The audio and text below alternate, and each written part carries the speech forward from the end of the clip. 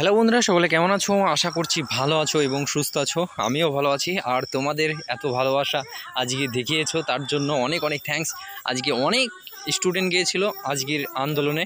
তা সব প্রথম থেকে শেষ পর্যন্ত আমি তোমাদের কোনো রকমের ধারণা দেওয়ার চেষ্টা করব।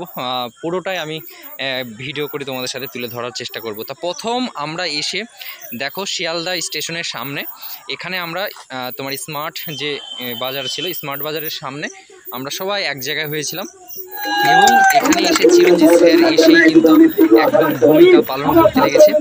আর এসেই কিন্তু জোশ সবার মধ্যে চলে এসেছে। তা আমি দেখলাম যে স্যার আরও স্যার এসেছিলো, ফিরোজ স্যার এসেছিলো, তাদের সাথে সবার সাথে দেখা সাক্ষাৎ করছে সবাই।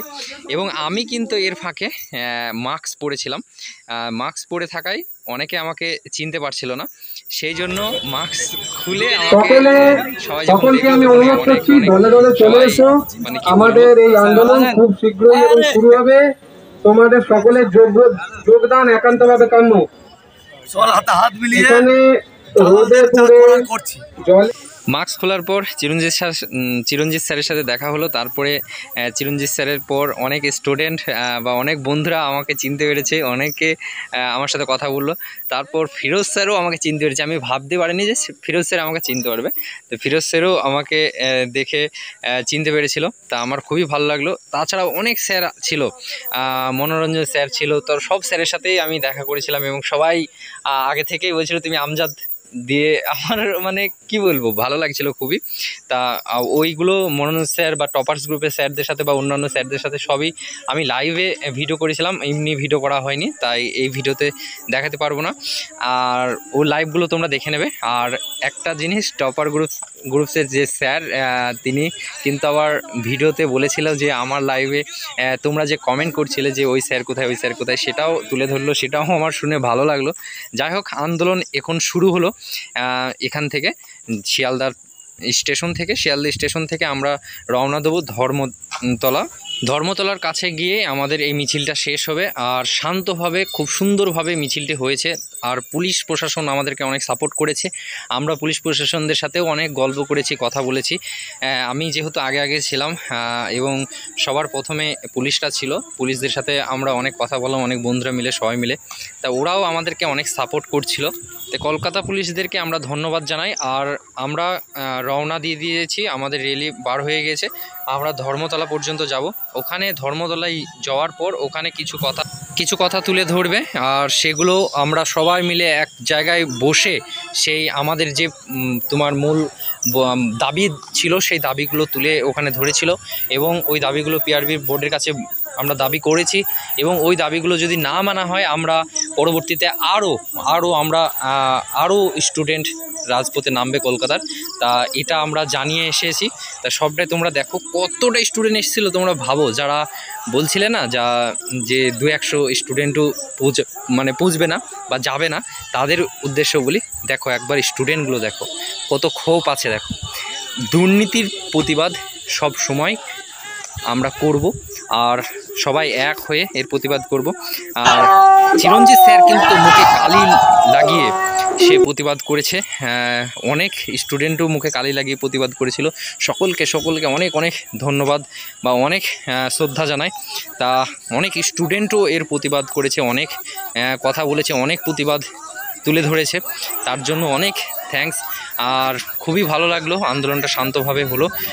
ঝামেলা আমরা ভেবেছিলাম কেউ হয়তো পাকাতে পারবে, কিন্তু যারা ঝামেলা পাকাবে মনে ভেবেছিলাম, তারা কিন্তু আসেনি। যারা বড় বড় লেকচার মারছিল তারা কিন্তু আসেনি। তোমাদেরকে যে এত কজন দেখিয়েছি, এত কজনই এসেছিলো লাইভে। আরও অনেক কটা স্যারকে দেখিয়েছিলাম, সেগুলো তোমরা একটু দেখে নেবে। সেগুলো আমার এমনি ভিডিও হয়নি, লাইভে ভিডিও করেছিলাম, তোমরা সেগুলো দেখে নেবে। তো চলো তোমরা দেখতে থাকো শেষ পর্যন্ত।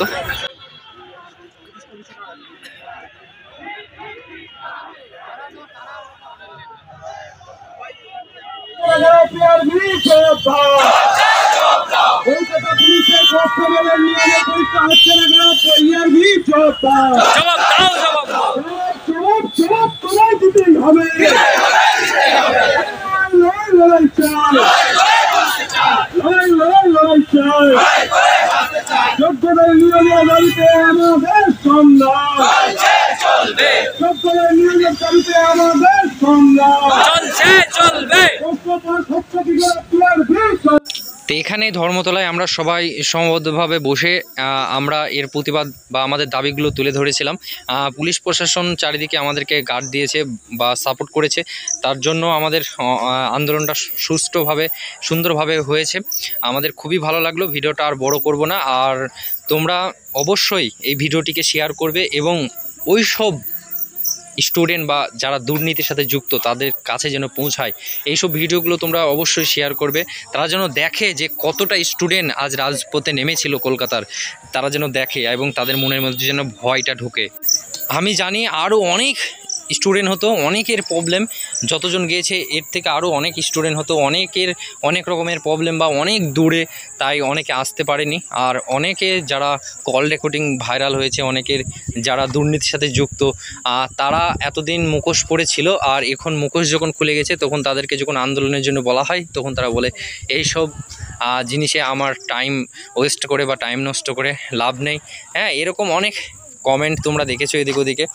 আসলে এইসব তুতলাদের জন্য বা এইসব দুর্নীতিগ্রস্ত লোকদের জন্য আমাদের এই অবস্থা, না হলে কিন্তু আমাদের মতো স্টুডেন্টরা এতদিন হয়তো চাকরি পেয়ে যেত।